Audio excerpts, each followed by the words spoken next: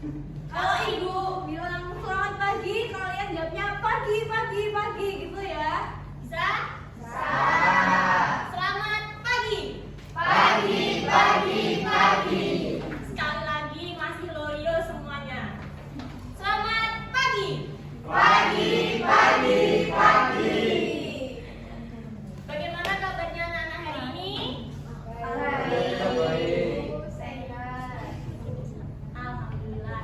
Sebelum kita memulai pembelajaran pada pagi hari ini, alangkah baiknya kita berdoa menurut agama dan kepercayaan masing-masing. Untuk ketua kelas dimohon memimpin berdoa di depan kelas. Sebelum memulai pelajaran pada hari ini, marilah kita berdoa sesuai kepercayaan masing-masing. Berdoa dimulai.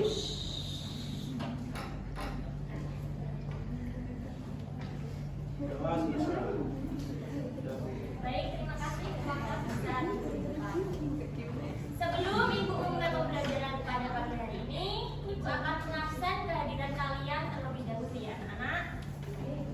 Yang pertama, Lailatul Nisa, Ana Nurifadah, Nisa Aulia, Rizky Abidin, Raffi Akbar bin Nada, Faris Fahdan Al-Fatih, Aidatul Fitriyah, Siti Nurmainah, Dela Trian Judita, Nurul Konita.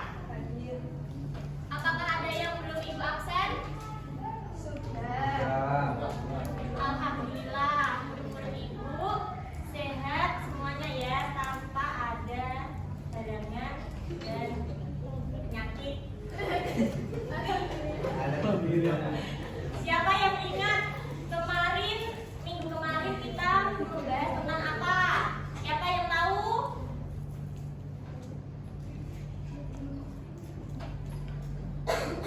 Minggu kemarin kita membahas tentang apa, anak-anak? Sumber daya alam, Ibu. Betul sekali. Kita kasih upload terlebih dahulu. Nah, sekarang siapa yang tahu? Hari ini kita belajar tentang apa? Saya, ya, mengenai potensi sumber daya alam di Indonesia. Salah ya. Jadi sekarang kita mempelajari tentang sumber daya manusia. Ya ibu, saya salah belum baca materi. Ya besok lain kali kalau disuruh membaca dibaca dulu ya. Ya ibu.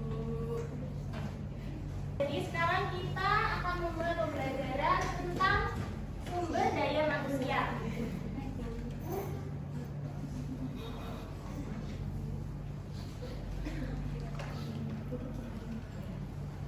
Adapun capaian pembelajaran yaitu peserta didik mampu memahami bagaimana masyarakat saling berupaya untuk dapat memenuhi kebutuhan hidupnya. Adapun tujuan pembelajaran pada hari ini yaitu yang pertama, peserta didik mampu menganalisis berbagai faktor yang mempengaruhi kualitas sumber daya manusia di Indonesia. Yang kedua yaitu peserta didik dapat menganalisis tantangan nyata yang dihadapi oleh sumber daya manusia Indonesia dalam meningkatkan kualitas hidup dan kontribusi mereka dalam pembangunan negara. Yang ketiga yaitu peserta didik mampu merumuskan solusi-solusi yang inovatif dan berkelanjutan dalam meningkatkan kualitas sumber daya Indonesia di Indonesia. Nah, yang kita akan pelajari yaitu yang pertama tentang bagaimana kualitas sumber daya manusia di Indonesia, dan yang kedua yaitu bagaimana meningkatkan kualitas sumber daya manusia di Indonesia. Sebelum kita mempelajari terlebih dalam, kalian bisa mengisi link pretest tersebut. Ibu kasih waktu 30 menit 30 detik dari sekarang. Itu linknya sudah ibu share ke grup WA kalian ya, anak.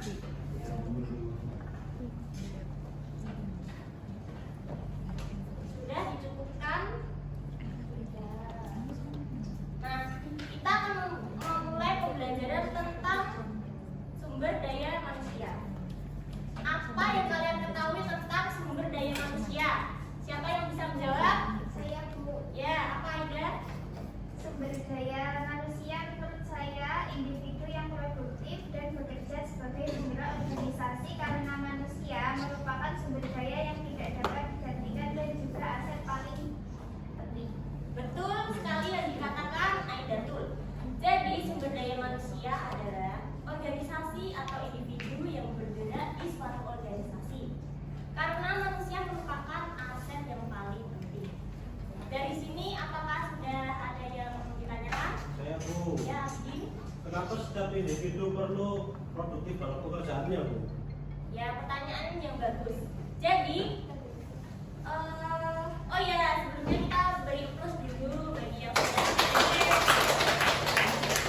Nah, kenapa manusia disebut harus produktif ya? Karena manusia adalah suatu individu sebagai penggerak di suatu organisasi. Jadi tanpanya manusia kita tidak akan bisa untuk melakukan kegiatan. Next. Nah, ini ada video, kalian bisa simak baik-baik. Dan ibu beri waktu untuk menyimaknya. Ibu sudah kirim di grup WA ya.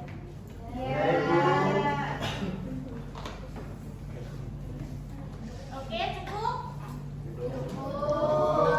Setelah kalian menyimak video tersebut, kesimpulan apa yang bisa didapat dalam video yang sudah kalian simak? Siapa yang bisa menyimpulkan? Ya, Ana. Jadi video tersebut dapat disimpulkan bahwa digitalisasi membuat dunia terus bergerak, fleksibel dan dinamis menjadi menentukan. Dampaknya yaitu munculnya profesi baru seperti kreator. Jadi hal itu mendorong kita sebagai sumber daya manusia untuk beradaptasi terhadap dinamika pasar dengan cara terus mencari tahu dan belajar dari berbagai sumber. Jadi kemajuan teknologi memiliki pengaruh dalam meningkatkan sumber daya manusia di Indonesia. Betul sekali yang dikatakan Ana, kita beri plus dulu. Jadi kesimpulannya yaitu digitalisasi itu merubah dunia untuk terus maju ke arah yang lebih baik. Adanya digitalisasi ini banyaknya muncul profesi-profesi baru, contohnya itu content creator. Lanjut. Nah, bagaimana kualitas sumber daya manusia di Indonesia?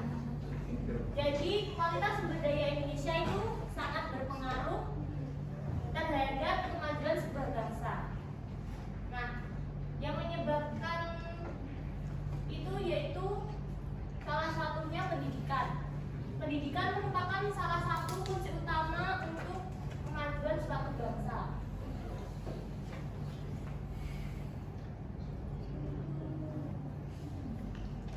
Nah, pendidikan akan meningkatkan kemajuan penduduk untuk mengelola sumber daya manusia.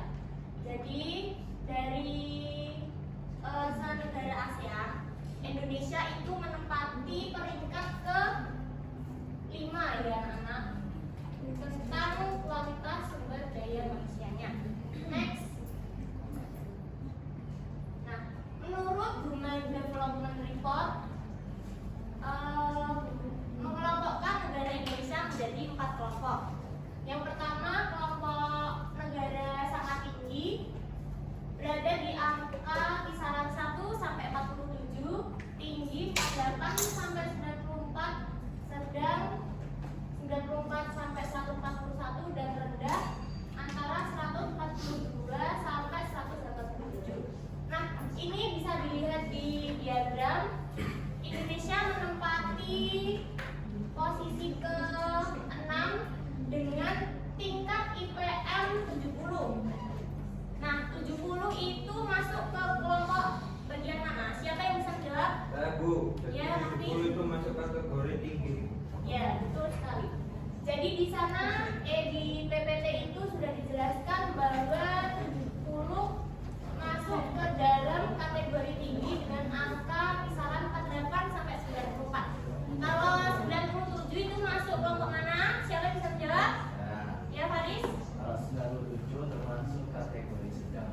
Ya, betul sekali, kasih ulas terlebih dahulu. Bahwa 97 itu masuk di kelompok sedang. Next.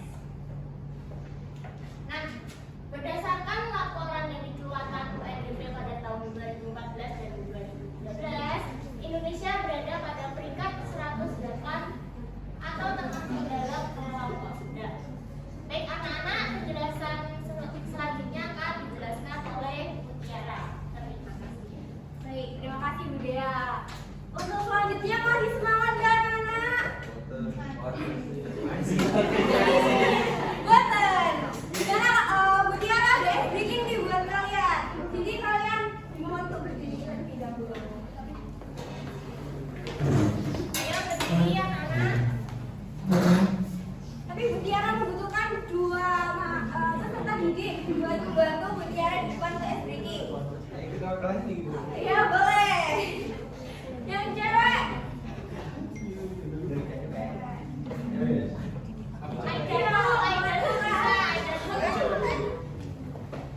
Jadi nanti breakingnya ngikutin arahan dari Bu Tiara ya. Jadi ibu kasih contoh dulu. Jadi gini. Aram dam dam, guli guli guli guli ram dam dam, api arapi, guli guli guli guli ram dam dam. Gitu ya, bisa ya? Ayo diikutin. 1, 2, 3. Aram dam dam, guli guli guli guli ram dam dam, arapi arapi, guli guli guli guli ram dam dam. Lebih cepat lagi ya. Aram dam dam, guli guli guli guli ram dam dam, arapi arapi, guli guli guli guli ram dam dam. Udah semangat semua ya. Baik, terima kasih buat Aida dan Yasin.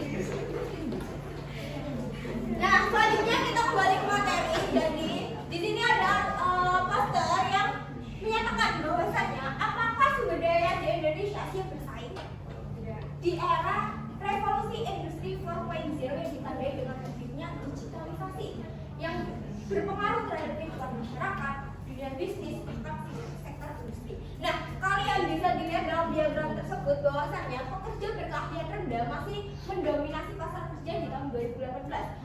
Yang dimana kebanyakan lulusan SMP ya, jadi itu SMP ke bawah dengan angka 57,46%, sedangkan SMA ke bawah 42,54%, berkeahlian menengah 39,57% dan berkeahlian rendah 60,43%. Jadi pada dasarnya keberhasilan suatu negara itu dapat dikatakan berhasil jika negara tersebut dapat meningkatkan kualitas sumber daya manusianya. Nah, dari sini, dari penjelasan Bu Dea dan Bu Tiara, apakah masih ada yang dibingungkan atau boleh bertanya?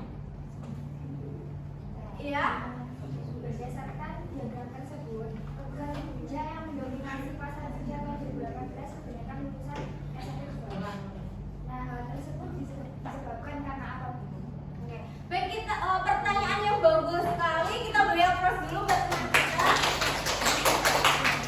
Jadi pada dasarnya hal tersebut disebabkan karena kurangnya faktor pendidikan yang dimiliki oleh setiap masyarakatnya, yang dimana skillnya setiap masyarakatnya itu masih terbilang rendah, seperti itu. Udah sekarang? Ya. Oke. Selanjutnya, nah di sini terdapat beragam pekerjaan mata pencarian masyarakat di Indonesia. Nah, setiap jenis pekerjaannya itu memerlukan kualitas manusia atau sumber daya manusia yang kuat. Nah, Ibu mau bertanya nih, gambar 1, 2, dan 3 itu bermata pencarian seperti apa? Ada yang bisa menjawab?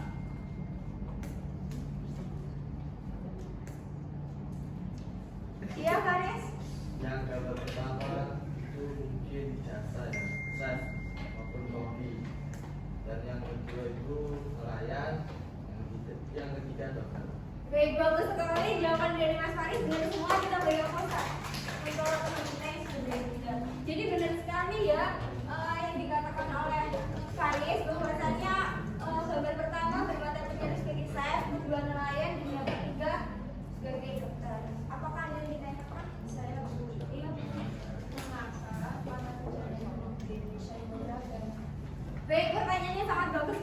dari aku sebagai Mas Belajar. Jadi mengapa mata pencarian di Indonesia ini sangat beragam? Hal tersebut disebabkan karena perbedaan disesuaikan oleh tempat tinggalnya. Jadi kalau misalnya tempat tinggalnya di pesisir ya berarti kebanyakan bermata pencarian sebagai nelayan. Nah kalau di perkotaan biasanya sebagai perkantoran, dokter atau guru dan sebagainya. Dan selain itu faktor pendidikan juga berpengaruh terhadap mata pencarian yang dimiliki oleh setiap orang. Oke, selanjutnya. Nah ini, jadi dari penjelasan Bu Tiara tadi bahwa dapat disimpulkan kualitas sumber daya di Indonesia itu masih sangat rendah. Nah bagaimana sih Bu kita dapat meningkatkan kualitas sumber daya manusianya? Jadi di sini ada 4 poin yang dapat kita terapkan. Yaitu yang pertama dengan menata sistem pendidikan secara menyeluruh sehingga menjadi lebih baik dan berkualitas. Dan yang kedua, menguatkan peran lembaga agama dalam kehidupan bermasyarakat untuk membangun karakter serta memperkuat jati diri dan kepribadian bangsa. Yang ketiga, dengan meningkatkan kualitas sumber daya manusia sehingga memiliki kompetensi yang sesuai dengan kebutuhan masyarakat melalui pelatihan, melalui pengembangan keterampilan kerja, dan yang terakhir dengan mengembangkan masyarakat terutama pada generasi mudanya agar menjadi kreatif, inovatif, dan memiliki daya saing tinggi. Nah, untuk selanjutnya kalian bisa scan barcode di bawah untuk penugasan.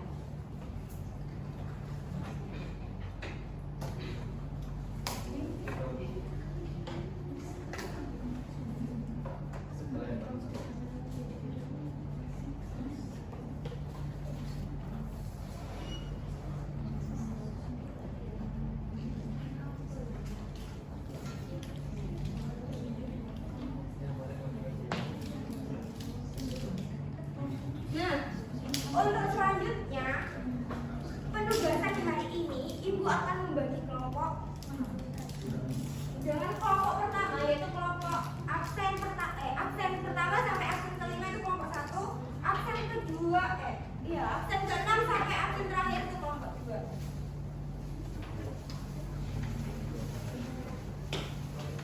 Adapun petunjuk pengerjaan dari tugas hari ini yaitu yang pertama, pahami materi yang telah diberikan oleh guru, dan kedua, bacalah lembar kerja bertanding atau LKPD dengan teliti dan seksama. Lalu diskusikan dengan kelompok yang telah ditentukan, berusaha semaksimal mungkin dalam mengerjakan tugas secara kelompok dan berikan jawaban yang lengkap dan jelas dalam selesai. Lalu gunakan sumber daya tambahan seperti buku, pelajaran, internet atau referensi lainnya jika diperlukan. Bila benar-benar tidak mengetahui bisa bertanya pada guru dan berkoordinasikan dengan diskusi kelas. Untuk waktunya Ibu kasih waktu 1 menit.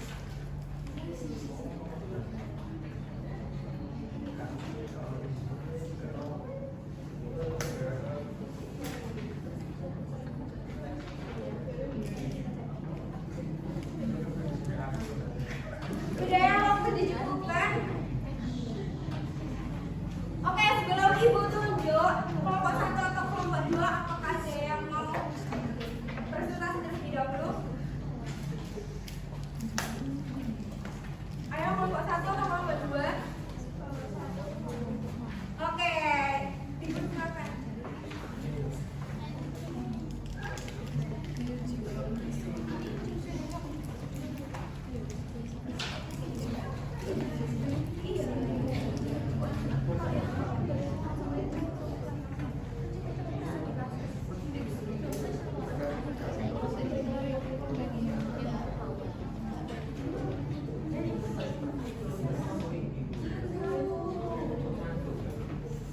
Ya, kita beri aplaus dulu buat kelompok 1 yang sudah sedia untuk maju ya.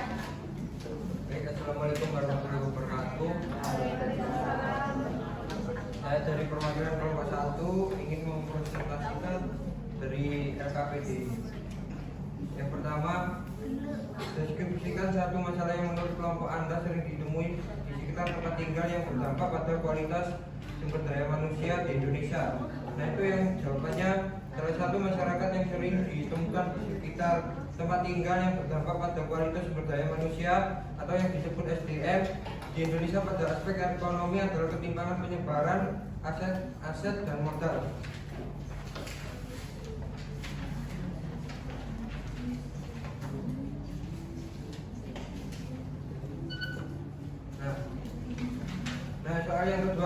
faktor apa yang saja yang dapat mempengaruhi masalah kualitas sumber daya manusia di lingkungan tersebut. Nah, jadi saya bacakan poin-poinnya. Yang pertama, keterbatasan lapangan kerja.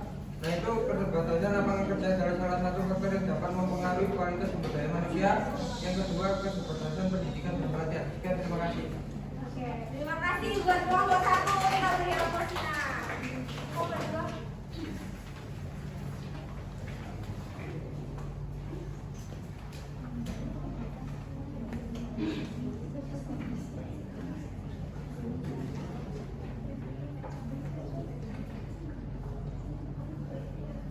Ya, jadi untuk yang kelompok 2 saya perwakilan untuk menjawab ya. Untuk soal nomor 1 itu masalah yang sering ditemui di sekitar tempat tinggal dan berdampak pada kualitas sumber daya manusia di Indonesia adalah kurangnya akses dan kualitas pendidikan. Untuk pertanyaan nomor 2 jawabannya yaitu keterbatasan akses pendidikan. Ya, terima kasih. Baik, beri aplaus dulu buat kita semua. Jadi dari dua hasil presentasi kalian, apakah ada yang bisa menyimpulkan materinya? Jadi kesimpulan pembelajaran hari ini kita dapat mengetahui masalah kerja yang mendapat kualitas pendidikan yaitu faktor pendidikan, faktor ekonomi, dan mengetahui kondisi yang tepat untuk mengatasi kualitas pendidikan. Baik, bagus sekali kesimpulannya. Kita beri aplaus ya. Jadi benar apa yang dikatakan oleh Mbak Lisa, bahwasanya hari ini kita belajar terkait kualitas sumber daya manusia dan bagaimana kita dapat meningkatkan solusi untuk meningkatkan solusi kualitas sumber daya manusia di Indonesia. Nah, selanjutnya Ibu mau kalian isi post-test berikutnya sebagai bahan evaluasi. Ibu kasih waktu 3 menit dari sekarang. Baik, sudah dicukupkan. Jadi untuk hari ini, apakah kalian senang belajar? Oke, alhamdulillah. Jadi untuk materi berikutnya, pertemuan berikutnya Ibu tidak ada tugas buat kalian, tapi kalian pelajari belajar sosial untuk meningkatkan kualitas sumber daya alam dan kualitas sumber daya manusia. Dan sebelum pembelajaran diakhiri, Ibu ada pantun buat kalian. Jadi kalian bilang asik ya. Oke, sebentar. Ingin baca mana korannya?